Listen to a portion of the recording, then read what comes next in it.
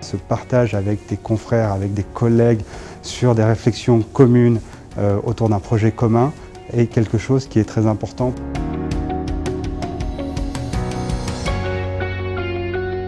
C'est une association loi 1901 qui a à peu près 100 ans d'existence et qui compte à peu près 2000 membres en France dans les professions climatiques, chauffage et ventilation. On s'attache à mettre en relation les professionnels, les jeunes, les professionnels entre eux aussi, et à leur donner l'occasion d'échanger.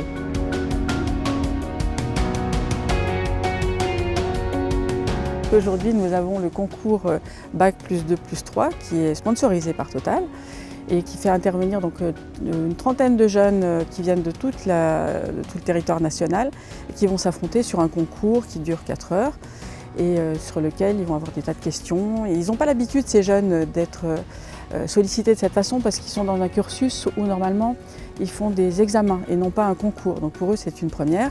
Ils vont devoir traiter un sujet qui est assez long et dans un temps le plus restreint possible.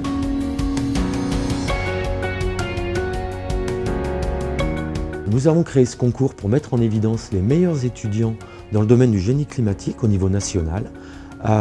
Étudiants, j'entends Bac +2, BTS, IUT, mais aussi Bac +3 en licence. Le but étant de faire un concours équivalent au concours général qui existe pour mettre en avant les meilleurs bacheliers de France.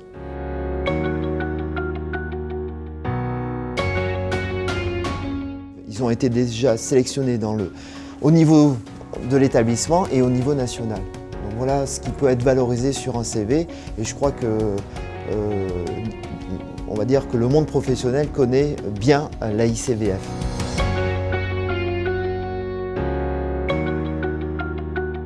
Les personnes étant à l'AICVF pouvaient reconnaître notre candidature et dans ce sens-là, on pourrait peut-être accéder à des emplois qu'on n'aurait pas ou ça serait peut-être juste une accroche pour avoir une entreprise ou un poste. Donc ouais, je pense que c'est quelque chose que je vais pouvoir rajouter dans mon dossier. Je vais mettre que j'ai participé au concours et comme c'est quand même une association un petit peu connue dans le milieu climatique, je pense que c'est pas mal et ça peut donner un petit peu de reconnaissance auprès des professionnels pour trouver un stage par exemple ou même une alternance, donc c'est intéressant je trouve. Je participe aux travaux du comité technique que j'ai l'honneur de présider maintenant depuis 2 ans, qui vise à contribuer et à délivrer un certain nombre de recommandations sur le terrain et à créer une espèce de lien avec le monde de l'enseignement.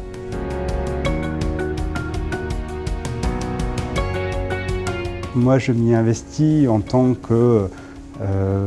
qu'ingénieur de formation.